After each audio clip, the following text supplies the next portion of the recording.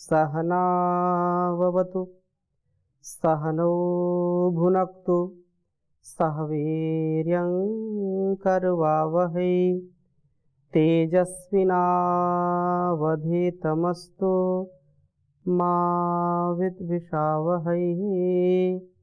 ओम शांति शांति शांति।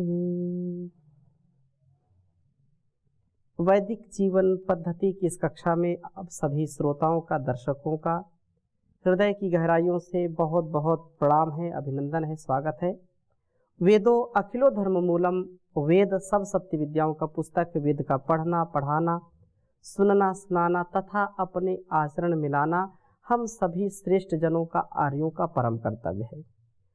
अपनी शक्ति को बढ़ाना, अपनी भक्ति पर विश्वास रखना, यह मुक्ति की ओर ले जाने वाला सुपथ है।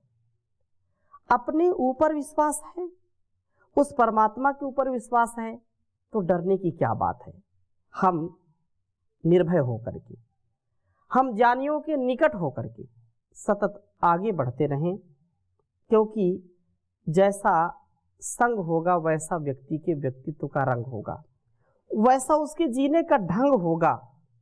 हम निरंतरता से सुमति में चलें, कल्याण की जो आकांक्षा है उस आकांक्षा को सतत जीवन में उतार करके चलें, तो निसंदेह जीवन हमारा बहुत श्रेष्ठ हो जाएगा, सुंदर हो जाएगा और सफल हो जाएगा।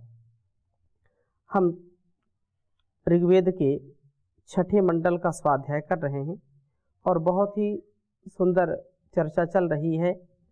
हम 51वें सूक्त का स्वाध्याय कर रहे हैं, जिसमें पिछली कक्षा में हमने चर्चा की थी कि हम नमन करने वाले बने। प्रभु नमन से हमें तेजस्वी बनाता है, दिव्य गुणों को यह नमन करता है और अपने पाप वृत्ति को विनष्ट करता है। इसी प्रकार से आगे भी कहा था कि देवों का आदर करना, यज्ञों के प्रणेता, पवित्र बल वाले, वासनाओं से कभी हिंसित जो नहीं हमको होने देते, जो देव विशाल दृष्टिकोण वाले हमें उन्नति के पथ पर आगे चलाने वाले हैं, वो महनीय हैं, वो पूजनीय हैं।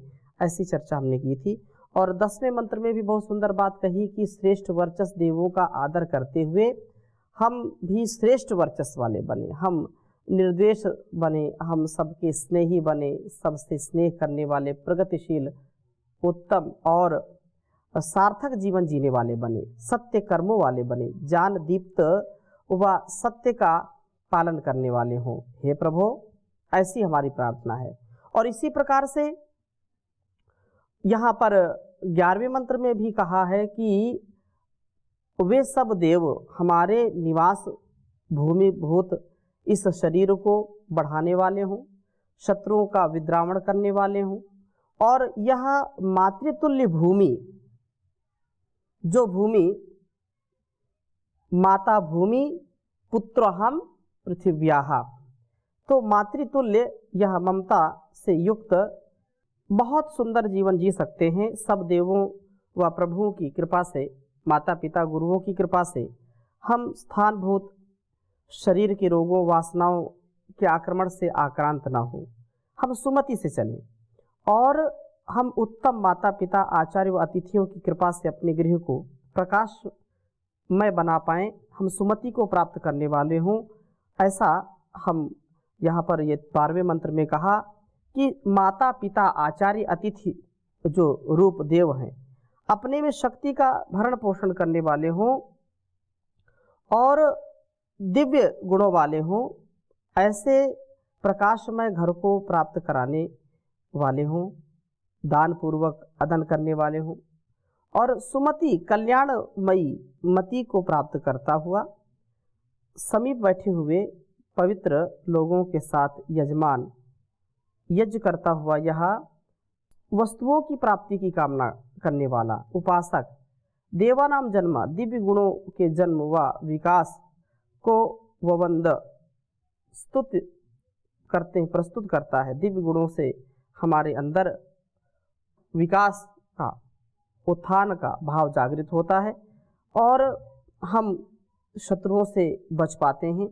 हम प्रभु के अनुग्रह से कुटिल दुष्टाभिप्राय पुरुषों से बचें और इससे बच करके शोभन मार्ग पर चलें। यही सुंदर हमारा ध्येय है, यही सुंदर पथ है। ज्ञानियों के समीप हम रहें। जो ज्ञानी हैं, विद्वान हैं, धीमान हैं, उनके संग में रहना मतलब अपने जीवन को श्रेष्ठता से युक्त करना। तो ऋग्वेद के ये छठे मंडल के 51वें सूक्त के 14वें मंत्र को आपके समक्ष रखता हूँ। छोटा मंत्र है लेकिन बहुत प्रेरणादायक मंत्र है। ओम ग्रावाणः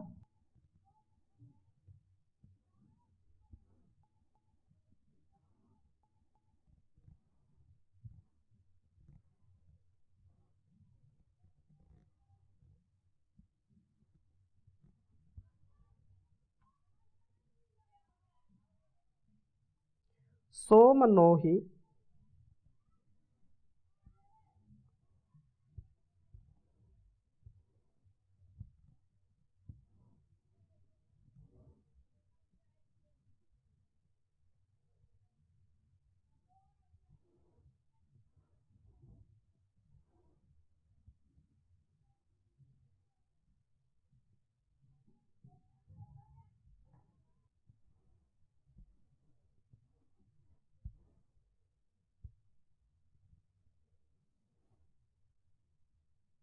कम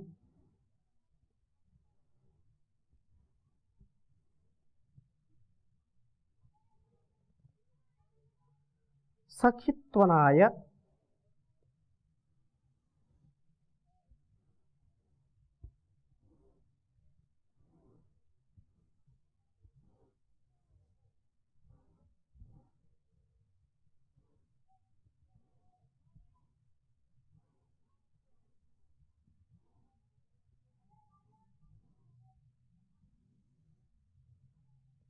सखित्वनाय वावशुः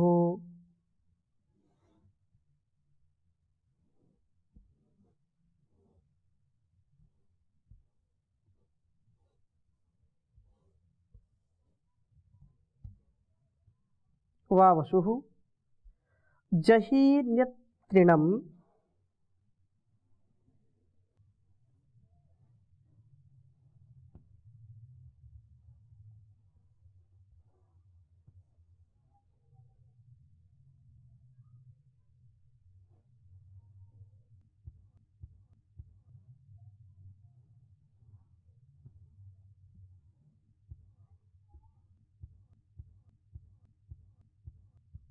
जहीन्यत्रिणम् पणिं वृकोहिषः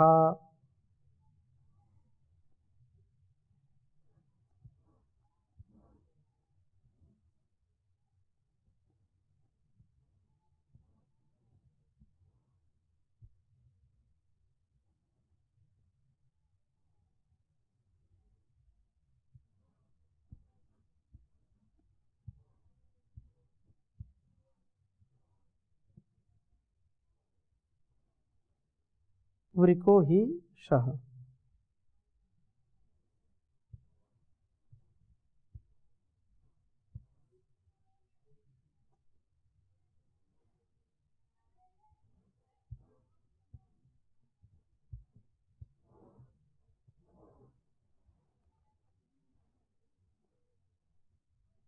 छठे मंडल के 51वें सूक्त का यह 14वां मंत्र है।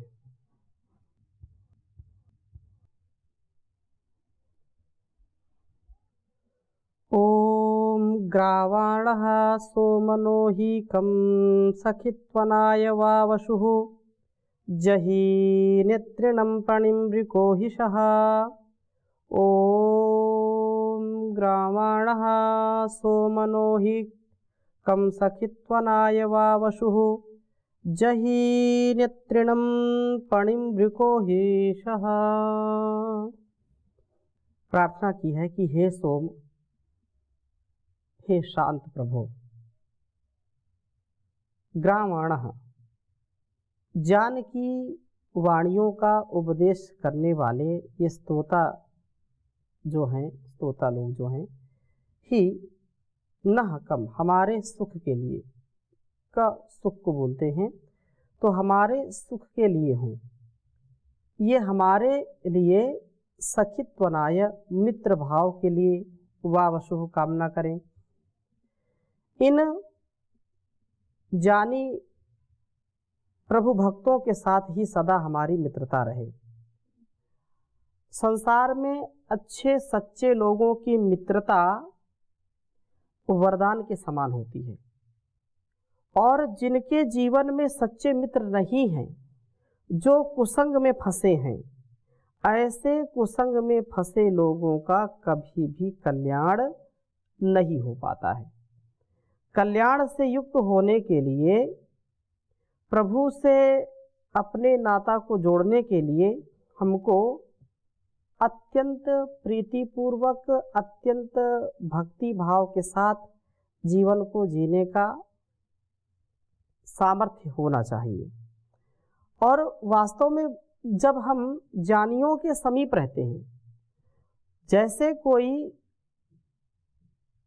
80 वर्ष का, कोई 70 वर्ष का या 90 वर्ष का कोई व्यक्ति है, और उसके संग में यदि कोई 10, 20, 25, 30 वर्ष का व्यक्ति है, तो वह 90 वर्ष का, वह 80 वर्ष का अनुभव उसको 25 वर्ष, 20 वर्ष की अवस्था में भी हो जाता। अनुभव तात्पर्य कि जो सत्य है, जो तथ्य है, जो ज्ञान विज्ञान है, उसके विषय में कम से कम शाब्दिक बोध तो होता ही है, और वह आप्त पुरुष होता है जिसने जीवन को जिया है, तो उसके अनुभव से भी हम बहुत कुछ सीखते हैं। हम नए नए एक्सपेरिमेंट करने से बचते हैं। यदि हमको ज्ञान नहीं उस बात का और हम गलती कर बैठते हैं, तो दुखों को भी उठाना पड़ता है। अनेक बार इतने कष्ट हमको मिलते हैं, और बाद में ये होता है कि यदि ये हमको ज्ञान होता पहले से, कोई हमको बड़ा बताता, कोई महापुरुष, कोई अनुभवी व्यक्ति हमको बताते कि जीवन को कैसे जीना है, कैसे रहना है, कैसे अपने जीवन के लक्ष्य को तैयार करना है, अगर हमको यह पहले से जानकारी होती, थोड़ा सा भी इसमें ज्ञान होता, तो हम यह कर्म जो पथभ्रष्ट करने वाला है, जो पथ से विमुख करने वाला है, अध्यात्म से विमुख करने वाला है, यह कर्म हम कभी न करते। तो वह व्यक्ति जो गलत कार्य करके भी पश्चाताप करता है, तो वह द्वयम दर्जे का व्यक्ति है। और प्रथम कोटि का वह व्यक्ति है जो कभी गलती करता नहीं है, देख करके, सुन करके, समझ करके पहले से पहले ही वह सावधान हो जाता है, बड़ों की बातों पर पूरा विश्वास रखता है। जैसे बड़े बोलते हैं, माता पिता, गुरु, आचार्य, जो ज्ञानी है, अविवेकी नहीं है, जो समर्थ माता पिता है, समर्थ गुरु हैं, समर्थ उसका मित्र है, समर्थ सखा है, समर्थ जो भी सहपाठी हैं, तो ऐसे लोगों के साथ हम अपने जीवन को जिएं, तो इससे सदा हमारा उत्थान होगा। और इस प्रकार से अतृणम, हमें खा जाने वाले वासना रूप शत्रु को निज ही नष्ट कर दीजिए, क्योंकि यह काम, क्रोध, लोभ, मोह आदि की जो ईर्ष्या है, जो भावना मन में आती है, क्रोध आ गया या लोभ आ गया, क्यों आता है? क्योंकि हमारा विवेक इतना जागृत नहीं है कि हम वस्तु, व्यक्ति या स्थान में कोई भेद कर सके। क्या हमारे लिए कल्याणकारी है, क्या अकल्याणकारी है, इस पर हम ध्यान नहीं दे पाते हैं, जिससे बार बार भूल भटक जाते हैं और अपने विषयों में अटक जाते हैं। लक्ष्य से हम जब भटक गए तो हमको फिर रास्ता मिलता नहीं है। हम यदि अपने छोटी अवस्था में भूल गए, भटक गए, गलतियां कर बैठे, हमको किसी बड़े ने संभाला नहीं, तो हमारा जीवन तो केवल बस प्रयोग में ही रह जाता है और हम परिपक्वता को प्राप्त अंतिम श्वास तक नहीं कर पाते। ये बहुत ही दुखद, कष्टकारी हो जाता है यदि हम अपने जीवन के धर्म, अर्थ, काम और मोक्ष की प्राप्ति के लिए अपने गंतव्य प्राप्तव्य की ओर आगे नहीं बढ़ पाते हैं, तो जीवन निरर्थक हो जाता है।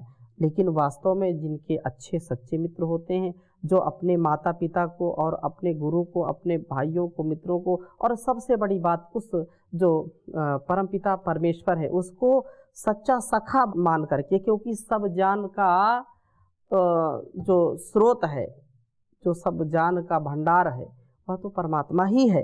तो उसको अपना सखा माने। सनो बंधुर जनिता स विधाता, त्वमेव माता च पिता त्वमेव बंधुश्च सखा त्वमेव विद्या द्रविड़म त्वमेव सर्वम मम देव देव। यह जीवन और यह जो भी हमारा सामर्थ्य है, हमको उसको अच्छी प्रकार से देश और समाज के, राष्ट्र के उन्नत बनाने में इसका सदुपयोग करना चाहिए। तो यहाँ यही बात कही कि हमारे इन शत्रुओं का नाश कर दीजिए, निजहि निश्चय रूप से, जहि माने नष्ट कर दो, समाप्त कर दो।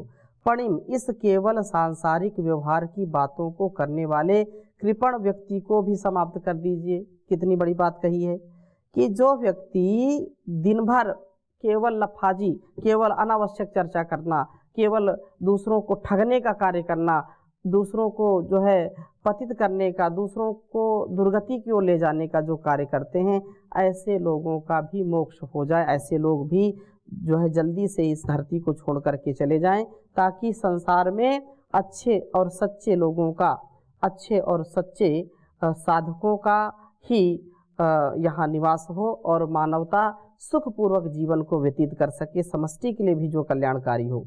और आगे क्या कहा कि सह वह निश्चय से वृकः अत्यंत लोभी है, आदान की वृत्ति वाला है, इसने देना तो सीखा ही नहीं है। बहुत संसार में ऐसे लोग होते हैं कि जो बहुत कृपण होते हैं, कंजूस होते हैं, कंजूस मक्खी चूस भी लोग बोल देते हैं। तो ऐसे लोगों का क्या होगा? ऐसे लोगों का कभी भी संसार में कल्याण नहीं हो सकता है। उनको कल्याण के लिए बहुत कुछ आगे करना होगा, लेकिन वास्तव में जिनका जीवन भक्त है, जो अपने से बड़ों की संगति में रहते हैं, वो दुर्गति से बचते हैं। तो अंग संग प्रभु की शरणागति हो, बड़ों की संगति हो, और एक बार जो भाव मन में आ गया, जो संकल्प है, तो उस संकल्प की पूर्ति के लिए जो हमको अपने से बड़ों से भी प्रेरणा मिलती है, वो उसको कभी भी हमको तोड़ना नहीं चाहिए, कभी भी उसमें कोई समझौता नहीं करना चाहिए। हमको अपने सिद्धांतों को, अपने तन मन के आरोग्य को सर्वोपरि स्थान देना चाहिए, जिससे हम इन दुर्गुणों से, दुर्व्यसनों से बचें। और कहा कि अंध्रज्येष्ठा अभिद्यवः, यह जो 15वां मंत्र है, इसमें कहा कि यूयम हिष्ठा सुदानवा इंद्रज्येष्ठा अभिद्यवः कर्तानो अध्वना सुगम गोपा अमा।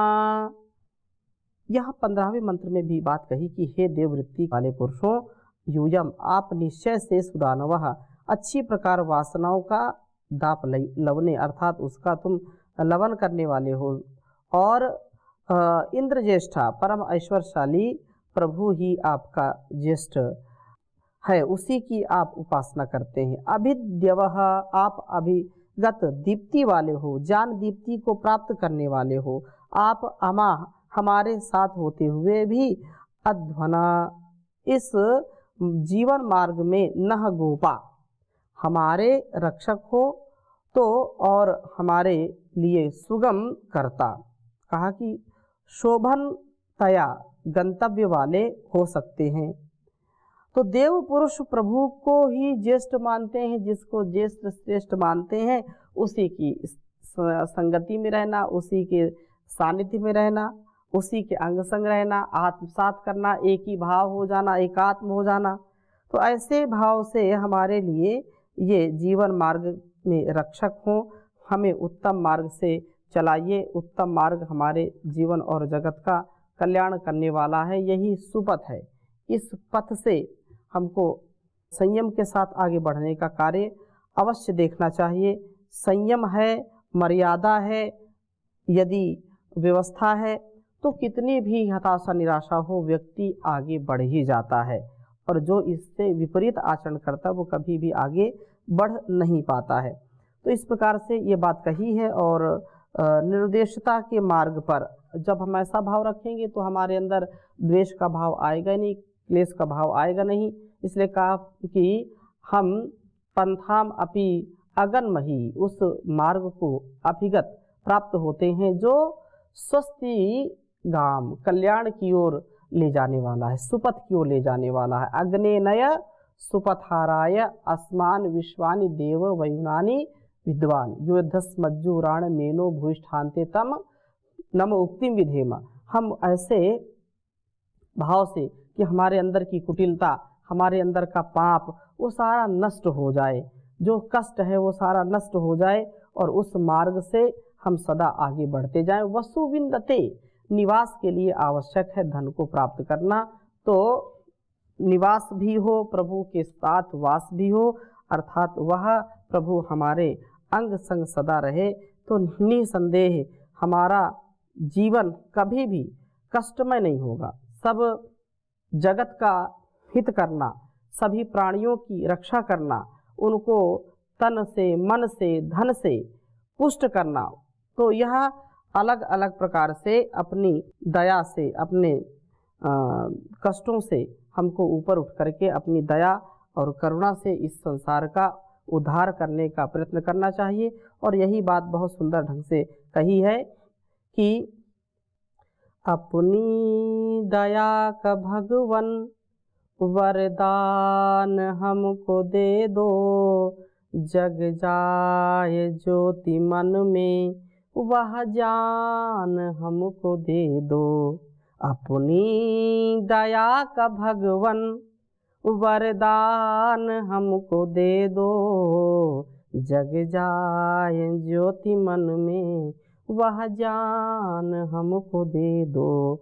सुनते रहे सदा ही हम दूसरों की निंदा, गुण तेरा सुन सके हम वह कान हमको दे दो। छाई हुई है देखो चहुओर अब उदासी, फूलों से मीठी मुख पर मुस्कान हमको दे दो। आवागमन के कब तक बंधन में हम रहेंगे, मुक्ति का अब तो सोपान हमको प्रभु दे दो। बुद्धि मलिन इतनी कर्तव्य भूल बैठे, जग में भले बुरे की पहचान हमको दे दो।